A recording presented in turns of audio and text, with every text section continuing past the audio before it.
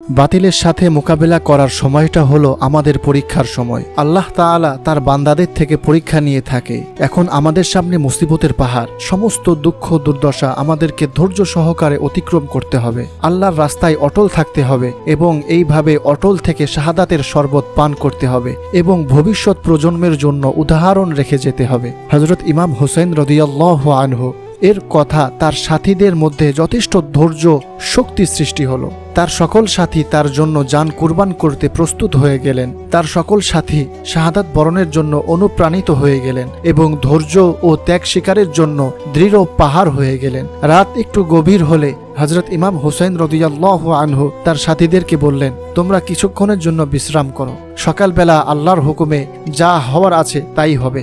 তার সাথীরা সবাই নিজ নিজ তাঁবুতে চলে গেলেন এবং নিজের তাঁবুতে কোরআন তেলাওয়াতে মগ্ন হলেন এবং ইমাম হোসেন রাদিয়াল্লাহু আনহু আপন তাঁবুতে পবিত্র কোরআনুল কারীম তেলাওয়াতে মগ্ন হলেন। কোরআন তেলাওয়াত করতে করতে তার তন্দ্রা ভাব আসায় তিনি কিছুক্ষণের জন্য শুয়ে পড়লেন। তখন তিনি স্বপ্নে দেখলেন তার নানাজান সাল্লাল্লাহু আলাইহি ওয়াসাল্লাম তাশরিফ এনেছেন এবং তাকে কোলে নিয়ে নিলেন এবং তার বুকে হাত রেখে বললেন, আল্লাহুম্মা আ'তিল হুসাইন সাবরান ওয়া আজরা। হে আল্লাহ, আমার হোসাইনকে ধৈর্য ও পুণ্য দান করো। এবং হোসাইনকে আরো বললেন, তোমার উপর যা হচ্ছে তা থেকে আমি বেখবর নই, আমি সবকিছু দেখছি। নানু, তোমার বিরুদ্ধে যারা তালোয়ার, তীর ইত্যাদি নিয়ে এসেছে সকলেই আমার শাফাআত থেকে বঞ্চিত। হুজুর সাল্লাল্লাহু আলাইহি ওয়াসাল্লাম এটা বলে ইমাম হোসাইন রাদিয়াল্লাহু আনহুর অন্তরকে ধৈর্য এবং স্থিরতার খনি বানিয়ে চলে গেলেন। হযরত ইমাম হোসেন রাদিয়াল্লাহু আনহু ঘুম থেকে উঠে তার সাথীগণ এবং পরিবার পরিজনকে স্বপ্নের কথা শোনালেন। ফজরের নামাজের পর তিনি মহান আল্লাহ তাআলার দরবারে প্রার্থনা করলেন, ইয়া রব্বাল আলামিন, আপনার রাস্তায় আমাকে অটল রাখুন। মাওলা, ধৈর্য এবং সহনশীলতা দান করুন। হে মাওলা, জুলুম অত্যাচারের ঝড় তুফান আমার উপর দিয়ে প্রবাহিত হতে পারে, আপনি আমাকে অটল থাকার তৌফিক দান করুন, যেন জুলুম অত্যাচার আমাকে পদচ্যুত করতে না পারে। এভাবে তিনি মোনাজাত করছিলেন আর তার সাথীরা আমিন আমিন বলছিলেন। এদিকে পিপাসা কাতর আল্লাহর নেক বান্দাগণ ধৈর্য এবং সহনশীলতার জন্য আল্লাহর কাছে প্রার্থনা করছেন। অন্যদিকে ইয়াজিদের সৈন্যরা যুদ্ধের জন্য মহড়া দিচ্ছে। দুর্যোগের কালো মেঘে আকাশ ছেয়ে গেল। ইয়াজিদের সৈন্যরা লাফ ঝাঁপ দিতে লাগলো। তাদের মধ্যে কতেক জাহান্নামী ঘোড়ায় সাওয়ার হয়ে হযরত ইমাম হোসেন রাদিয়াল্লাহু আনহুর তাঁবুর আশেপাশে চক্কর দিতে লাগলো এবং গর্ব ও অহংকার ভরে হুঙ্কার দিয়ে বলতে লাগলো, কোনো বীর বাহাদুর থাকলে আমাদের মোকাবেলায় আসো। এভাবে তারা মোকাবেলার জন্য আহ্বান জানাতে লাগলো। এর মধ্যে জালিমদের মধ্যে কেউ হযরত ইমাম হোসেন রাদিয়াল্লাহু আনহুর তাঁবুর দিকে তীর নিক্ষেপ করলো। হযরত ইমাম হোসেন রাদিয়াল্লাহু আনহুর সাথীরা যারা শাহাদাত বরণ করার জন্য উদ্গ্রীব ছিলেন তারা মোকাবেলার জন্য প্রস্তুত হয়ে গেলেন এবং ইমাম হোসেন রাদিয়াল্লাহু আনহুর অনুমতি প্রার্থনা করলেন। ইমাম হোসেন রাদিয়াল্লাহু আনহু তাদেরকে অনুমতি দিলেন। অনুমতি পেয়ে তারা বীর বিক্রম যুদ্ধের ময়দানে ঝাঁপিয়ে পড়লেন। তিনি 3 দিনের পিপাসা কাতর এই ভুখা সঙ্গীরা সবর ও ধৈর্যের পরাকাষ্ঠা দেখালেন।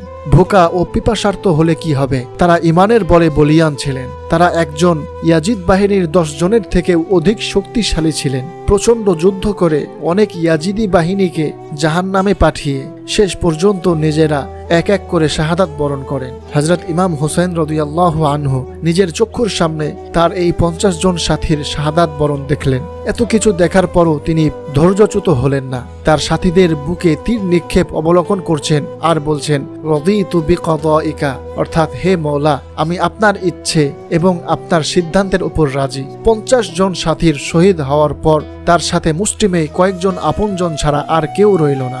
আপনজনের মধ্যে ছিল ভাই, ভ্রাতুষ্পুত্র, ভাগিনা এবং ছেলে। তিনি কাউকে কিছু না বলে ঘোড়ায় সাওয়ার হয়ে ইয়াজিদের সৈন্যদের সামনে গেলেন এবং বললেন, তোমাদের মধ্যে এই সংকটময় মুহূর্তে আওলাদে রাসূলের সাহায্যকারী কেউ কি আছো? আহলে রাসূলের সাহায্য করে বেহেশতে গমনের ইচ্ছুক কেউ আছো কি? তার এই আহ্বানে ইয়াজিদি বাহিনীর হুর বিন ইয়াজিদ বিয়ারির অন্তরে বিপ্লব শুরু হয়ে গেল। সে ঘোড়ার ওপর অস্বস্তি বোধ এবং ছটপট করতে লাগলো। তার এই অবস্থা দেখে তার এক সঙ্গী জিজ্ঞেস করলো, হুর, তোমার কি হলো? তোমার এই অবস্থা কেন? তোমাকে বড়ই ব্যতিব্যস্ত দেখাচ্ছে কেন? আমি তোমাকে অনেক বড় বড় যুদ্ধের ময়দানে দেখেছি, কিন্তু কোনো সময় তোমাকে আমি এই রকম অস্বাভাবিক অবস্থায় দেখিনি, কিন্তু এখন তোমার এই অবস্থা কেন? হুর বলল, কি বলবো, আমি আমার একদিকে বেহেশত আর অন্যদিকে দেখছি দোজখ। মাঝখানে অস্বস্তিকর অবস্থায় পড়েছি এবং কি করব চিন্তা করছি। একদিক আমাকে দোজখের দিকে টানছে, আর একদিক বেহেশতের দিকে আহ্বান করছে। এটা বলার পরে তিনি ঘোড়াকে চাবুক মেরে এক নিমেষে ইয়াজিদ বাহিনী থেকে বের হয়ে গেল এবং বলল, যেতে হলে বেহেশতেই যাব। শত্রু বাহিনী থেকে বের হয়ে হুর জোর গলায় বলল, দেখো জাহান্নামী থেকে আল্লাহওয়ালা বের হচ্ছে। একজন বের হয়ে আসার দ্বারা হযরত ইমাম হুসাইন রাদিয়াল্লাহু আনহুর বাহিনীর মধ্যে উল্লেখযোগ্য কোনো পরিবর্তন হলো না, আর ইয়াজিদি বাহিনীরও হাজারের মধ্যে একজন চলে যাওয়া তেমন কোনো ক্ষতি হলো না। কিন্তু আসল কথা হলো, হুর ছিল বেহেশতি, কিন্তু তিনি অবস্থান করছিলেন দোজখীদের সাথে। হযরত ইমাম হুসাইন রাদিয়াল্লাহু আনহু তার আধ্যাত্মিক দূরদৃষ্টি দ্বারা অবলোকন করলেন যে একজন জান্নাতি দোজখীদের মধ্যে অবস্থান করছে। তাই হযরত ইমাম হুসাইন রাদিয়াল্লাহু আনহু ডাক দিলেন। তার ডাকটা ছিল হুরের ইয়াজিদি বাহিনীর থেকে বের হয়ে আসার একটা উপলক্ষ মাত্র। হযরত ইমাম হুসাইন রাদিয়াল্লাহু আনহু এর দ্বারা তার বেহেশতের রাস্তা পরিষ্কার হয়ে গেল। হুর বের হয়ে সোজা ইমাম হুসাইন রাদিয়াল্লাহু আনহুর সামনে আসলো এবং বলতে লাগলো, ওগো রাসূল সাল্লাল্লাহু আলাইহি ওয়াসাল্লামের আওলাদ, আপনি যে ডাক দিয়েছেন, এই নাজুক সময়ে আওলাদে রাসূলের সাহায্য করে বেহেশতে যাওয়ার মতো কেউ আছে কিনা? আমি সেই ডাকের সাড়া দিয়ে ইয়াজিদ বাহিনী থেকে বের হয়ে এসেছি। তাই আমি যদি আজ আপনার সাহায্যার্থে জান কুরবান করি, তাহলে সত্যিই কি আপনার নানাজান সাল্লাল্লাহু আলাইহি ওয়াসাল্লামের শাফাআত নসিব হবে? ইমাম হুসাইন বললেন, ইনশাআল্লাহ।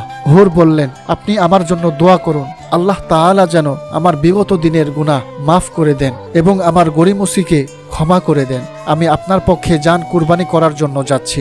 এই বলে হুর কোমর থেকে তালোয়ার বের করে ইয়াজিদি বাহিনীর সামনে গেলেন এবং হুরকে দেখে ইয়াজিদ বাহিনীর সেনাপতি আমর বিন সাদ সৈন্যদেরকে বলল, দেখো, হুর ছিল আমাদের বাহিনীর সেনা প্রধান।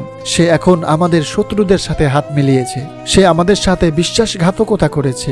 তোমরা তাকে এমন শিক্ষা দাও যেন ভবিষ্যৎ প্রজন্মের জন্য শিক্ষণীয় হয়ে থাকে। এরপর ইয়াজিদ বাহিনী চারদিক থেকে আক্রমণ শুরু করলো। হযরত হুরও এমন জোরে আক্রমণ শুরু করে দিলেন যে ইয়াজিদ বাহিনীর জন্য যেন খোদার গজব নাজিল হলো। শেষ পর্যন্ত তিনি ক্ষতবিক্ষত হয়ে শাহাদাতের সুধা পান করলেন। প্রিয় মুসলিম মিল্লাত, কারবালার সম্পূর্ণ ইতিহাসটি জানতে সুগন্ধিময় কাফেলাকে অনুসরণ করুন এবং এই চ্যানেল থেকে দেওয়া কারবালার প্রত্যেকটি পর্ব দেখুন। আর সম্ভব হলে আমাদের এপিসোডগুলো মানুষের নিকট শেয়ার করে ছড়িয়ে ছিটিয়ে দিন। আল্লাহ হাফেজ। আসসালামু আলাইকুম ওয়া রাহমাতুল্লাহ।